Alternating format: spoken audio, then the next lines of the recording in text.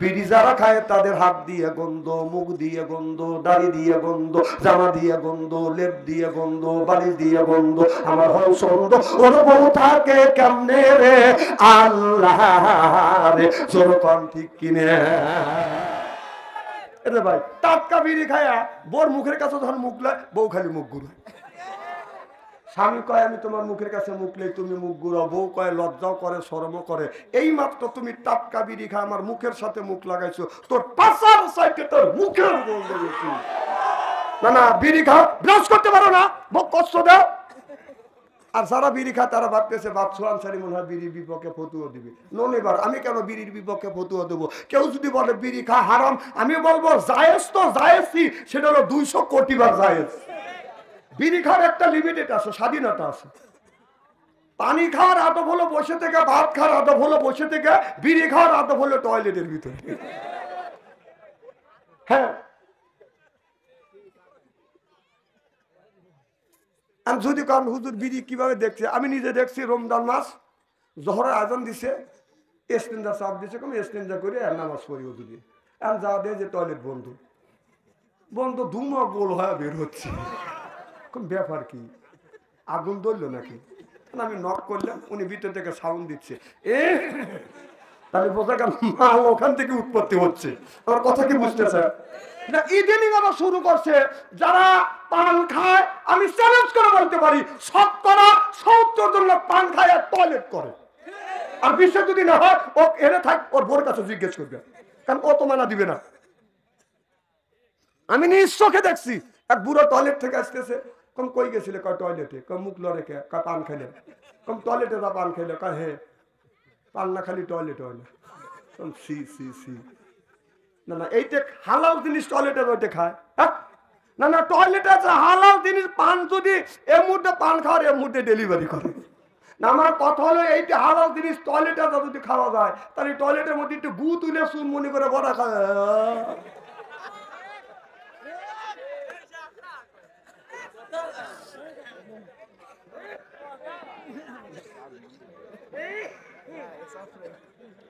মারহাবা কম, আর সরকার মারহাবা। আমার ভাইয়ের, আমার মুসলমান ভাইরে, আল্লাহর হাবিবের উম্মতেরা, আমি বোঝাতে চাইছি বাদান হালাল খাইতে হবে। হালাল খাইয়া যদি ইবাদত করা যায়, এই ইবাদত আমার মাওলার দরবারে বাদান কবুল হয়ে যায়।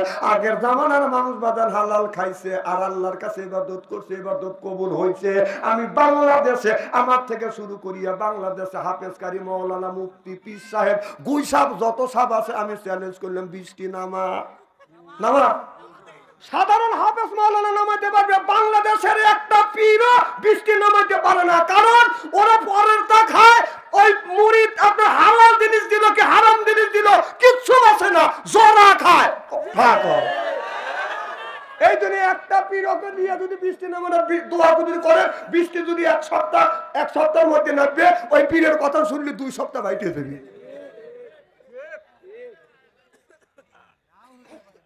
আবার নাও হতে পারে, তার মানে কারণ এক একটা পীর খাইতে খাইতে পেটটা বানাইছে গোডাউন। আল্লাহ রসুল বলতে 3 তরিকায় কেউ যদি খাবার খায়, বুকের সাইতে পেট জীবনে বড় হইতে পারে। তাহলে ওই পীর সুন্নতের কথা বলে, ওই সুন্নত মানে না। কথা কি বুঝতেছেন? ও খায়া দায়া পেটটা বানাইছে গরু বরকির গোরস্থান। এখন তো ঠিক কবে। আর যদি বলেন যে বুড়ি কমান যায় না, আল্লাহর কসম করে বলতেছি, ব্যাধি ব্যতীত যে লোকটার খাবারের জন্য ব্যাধি আপনার বুড়ি হয়েছে, ওকে আমার কাছে দেন, 3 মাসের মধ্যে যদি ওর পেট না কমারে বলতেছি, আপনাদের বার্মির জুতোর আমার গাল নিয়েছিল, পেট কমবে না। মারহাবা কম, মনে হয় রাগ করতেছেন তাই না? আমার ভাইরা, মুসলমান ভাইরা, আল্লাহর হাবিবের আমাদের ভালো করে লক্ষ্য করে শুনুন। তাহলে আল্লাহ বলেছে আপনার হালাল খাইতে হবে, হালাল খাইতে হবে। ইবাদত যদি করা যায় আল্লাহর দরবারে বাজার ইবাদত কবুল হয়ে যাবে। আর যদি হালাল না খায় এই ইবাদত আল্লাহর দরবারে বাজার কবুল হবে না, হইতে পারে না, হওয়া সম্ভব না। হযরত মুসা আলাইহিস সালামের জামানায় বৃষ্টি হয় না বিদায় আল্লাহর নবী মুসা আলাইহিস সালাম আল্লাহর কাছে দোয়া করতেছে, আল্লাহ তুমি বৃষ্টি দাও, বৃষ্টি যদি না দেয় এই জমিনে ফসল হবে না, ফসল যদি না হয় আল্লাহ কি খাবো, কি খাইয়ে তোমার ইবাদত করব। আল্লাহ অমনি মুসা আলাইহিস সালামকে জানিয়ে দিলেন, হে বন্ধু মুসা আলাইহিস সালাম, তোমার এই জায়গায় এমন একজন ব্যক্তি রয়েছে, এই ব্যক্তি আপনার এমন অন্যায়কারী ব্যক্তি রয়েছে, ওই লোকটা যতক্ষণ পর্যন্ত থাকবে এতক্ষণ পর্যন্ত কারণে ইবাদত আল্লাহর দরবারে কবুল হবে না। হে বন্ধু মুসা, ওই মানুষটা এই জায়গা থেকে যদি বের না হয় তাহলে যতক্ষণ পর্যন্ত বের না হবে এতক্ষণ পর্যন্ত। খুব খারাপ লাগতেছে, কি বলতেছিলাম আমি ওই কথা বলছি। আমার ভাইরা আমার, যে যুবকের কাছে আছে বাদান তার ফল ভালো থাকে না ওদের মন। যেই যুবকের নাই অর্থ, প্রেমে খাওয়া গেছে বাদান ব্যর্থ, প্রেম করে খাইছে বাদান ফাঁকা হয়ে গেছে বাদান বাঁকা, মন হয়েছে ফাঁকা, রাগ করে চলে যায় বাদান ডাকা। আর যে যুবক করছে প্রেম ভালো থাকে না ওর মাথার বেরেন, আর যে করছে ভালোবাসা ওর নাই দেহের আশা। আর যার সাথে প্রেম করছে নাম হলো আকি, প্রেম করে খাইছে বাদান, প্রেম করে দিয়ে গেছে ফাঁকি বাদান, প্রেমে খাইছে বাদান ব্যর্থ, এই জন্য খাই বাদান গাজা, আল্লাহ দিবে সাদা। এরপরে যে খাবে বাদান মদ হারাবে জান্নাতের পর, যে খাবে বিড়ি তার ইমানে ধরবে বাদান কিরি। আদিস মৌলানার সাথে নিয়ে যদি সুদ করে বাড়ির যা যদি ডাক দেওয়া যায়, সুদ করবে বাড়িতে আছেন তো খুশি নেবে দাদা, জোরে বলুন। আর খালি ও বেজার না, ওর বই জাটা নিয়ে আসবে যে আমার স্বামী সুদ থাকলে গু কাটতে তোর কি, আমি কই খাগা খাবলা খাবলা খাগা। সুদ খাওয়া হারাম, ঘুষ খাওয়া হারাম। আচ্ছা সুদের টাকা দিয়ে গরুর গোস্ত নিয়ে এসে বিবি বুনো করে দিল, ওইটা যদি খাওয়া যায় কিরকম টেস্ট লাগবে? তাহলে সুদের টাকা যদি হালাল মনে করে যদি খাও, তাহলে টয়লেট থেকে এক ফ্রিজ গু তুলবে, তুলে এক টুকরো করে গরুর গোস্ত বুনো গোস্ত নিবে, আর সালাদ মনে করে একটু গু ফ্রিজ থেকে নিয়ে, কেমন হবে? না না, তুমি সুদের টাকা খাইতে যদি তুমি জায়েজ মনে করে ওইটা যদি খাও, গু খাওয়া তোর জন্য 100 বার না 200 কোটি বার জায়েজ। কথা কও, আমি কইছি যে হিস্টরি করে ফিরে যাবো আজকে।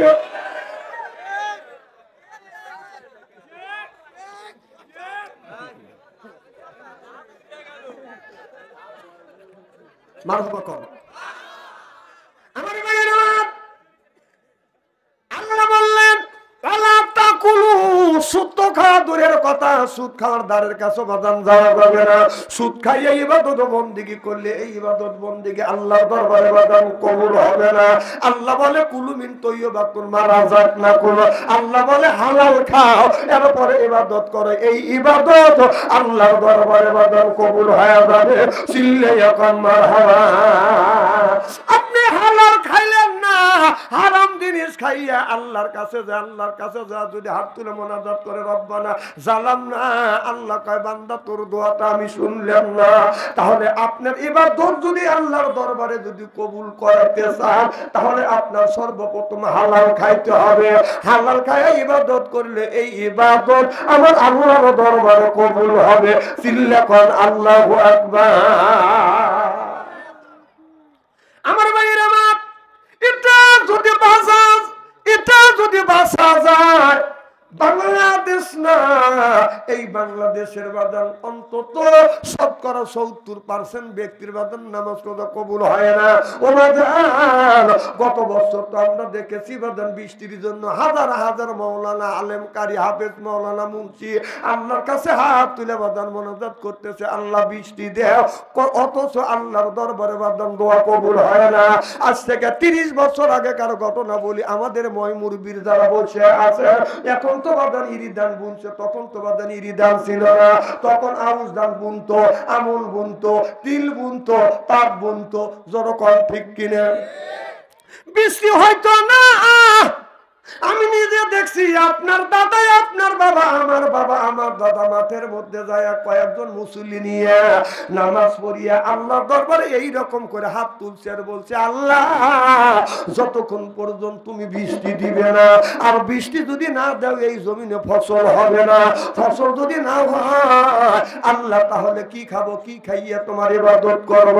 আল্লাহ যতক্ষণ পর্যন্ত বৃষ্টি তুমি না দিবে এতক্ষণ পর্যন্ত তোমার দরবার থেকে হাত নামাবো না। মুরব্বিরা সাক্ষী দেন, আপনারা বলুন দাদা বৃষ্টি নামছে কি না? কথা কর।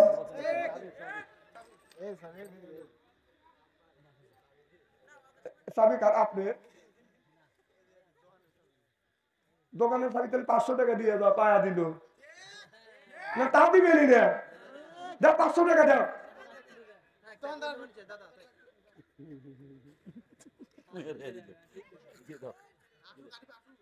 মারহাবা কর। আরেকের পক্ষে থেকে কে আছে?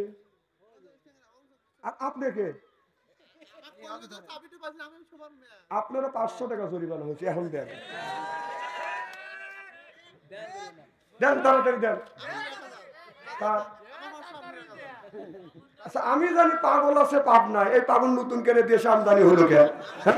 এটা হলো সিরাজগঞ্জ জেলা না? কথা বল না কে? সিরাজগঞ্জ আর পাবনা একসাথে ছিল, কারণ পাবনা একটা বদনাম আছে যে যত পাগল ছাগল পাবনা জেলা। সিরাজগঞ্জ জেলার জ্ঞানী গুণী লোক চিন্তা করলে পাগল ছাগল পাবনা, আর সিরাজগঞ্জের লোক গালি পাই খাবে নাকি? এই জন্য জ্ঞানী গুণী মানুষ কাইতে সিরাজগঞ্জ জেলা করলো।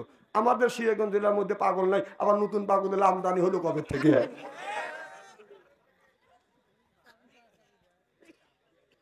মারহাবা কর।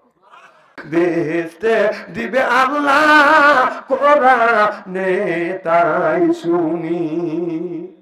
এখান থেকে 5 জন 5 মণ দাম দেন তো দেখি, আছেন কি কেউ? নাই? আর দাম দেওয়ার মতো লোক নাই? আচ্ছা 5 জন ব্যক্তি 5 বস্তা সিমেন্ট দেন। যুবক, অনেক টাকা অনেক পয়সা, অনেক মেয়েদের মোবাইলে ভ্যাকসিনেট করে দিছ, কাজে লাগে নাই। হ্যাঁ, আল্লাহ রাস্তায় নবীর ঘর মাদ্রাসায় 1 বস্তা করে সিমেন্ট লোড করো, আল্লাহ মনের আশা পুরো করে দিবে। আমিন কর। আছেন কি কেউ? কেউ কি আছেন? 1 বস্তা সিমেন্ট দেন একজন। নাই? 1 বস্তা সিমেন্ট দেওয়ার মতো লোক নাই, 1 মণ দাম দেওয়ার মতো লোক নাই। কি নাম? কি নাম? আব্দুল কুদ্দুস ভাই। কি দিলেন? নারায়ে তাকবীর। আব্দুল কুদ্দুস ভাই 1 মণ দান জোরে কর মারহাবা। আল্লাহ আব্দুল কুদ্দুস ভাই 1 মণ দান করছে, আগেও 1 মণ দিছে, এখনো 1 মণ দান করেছে। আল্লাহ আব্বা দুনিয়ায় না, এই দানটা কবুল করো আল্লাহ। দানের খাতিরে আব্বারও কবরখানা ভাগে জান্নাত বানাও, জোরে জোরে কর আমিন। শুনেন, রোজার বিনিময়ে মা বাবার কবরে গোড়া জাপ মাফ হইতেও পারে, নাও পারে। এখন যদি আপনি আপনার মা বাবা মারা গেছে তাদের জন্য যদি দান করেন, এখনই মা বাবার কবরে গোড়া জাপ মাফ করে দিবে কে? আল্লাহ। এ কথা আমি বলি নাই, এ কথা বলেছে মুহাম্মাদুর রাসূলুল্লাহ সাল্লাল্লাহু আলাইহি ওয়াসাল্লাম। আর একজন ব্যক্তিকে আসান 1 মণ দাম দেওয়ার মতো দেন। হ্যাঁ, শাহ আলম আলম কই? আলম ভাই হাত তুলিতে হয়। 1 মণ দাম। নারায়ে তাকবীর। দানবীর আলম ভাই, আলম ভাই। এরা কথা ডিম দেওয়া, ডিম দেওয়া। 1 মণ দাম দিল কা ডিম দেওয়া। নারায়ে তাকবীর। দানবীর আলম ভাই 1 মণ দাম জোরে কর মারহাবা। 1 বস্তা সিমেন্ট, 1 বস্তা সিমেন্ট লেখেন, জোরে কর মারহাবা। কি নাম? কত টাকা?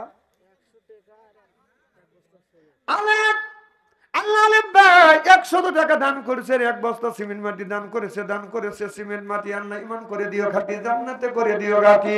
আল্লাহ দানের দৌলতে বংশের মধ্যে থেকে যারা বিদায় হইয়া কবরে, কবরখানা আল্লাহ ভাগে জান্নাত বানিয়ে দাও। সকলে ই বলুন আমিন। আমিন আমিন আল্লাহ আমিন। দানকারীদের জন্য খোদা তুমি হয় জামিন। দেন দেন কাছে দেন। নারায়ে তাকবীর। আসাদ আলী 1 বস্তা সিমেন্ট আরো 500 টাকা নগদ আল্লাহ তুমি দানটা কবুল করো আল্লাহ মনের আশা পুরো করো জীবনের গুনাহ মাফ করে দাও লক্ষ লক্ষ টাকা তুমি বরকত দাও সকলেই বলো আল্লাহুম্মা আমিন জান দেব তারা দেখবেন আমি ধান দেব 500 টাকা রাখবো তো শুনে কি নাম মোহাম্মদ জাহিদুল ইসলাম এক বস্তা সিমেন্ট 500 টাকা নগদ কামাল হবে আল্লাহ জাহিদুল আল্লাহ আমি তো মানুষের উপকার করি না অপকার করি হাজার হাজার মানুষ নিয়ে অবাদান আল্লাহ জানা দিল বন্ধু মুসা নিয়ে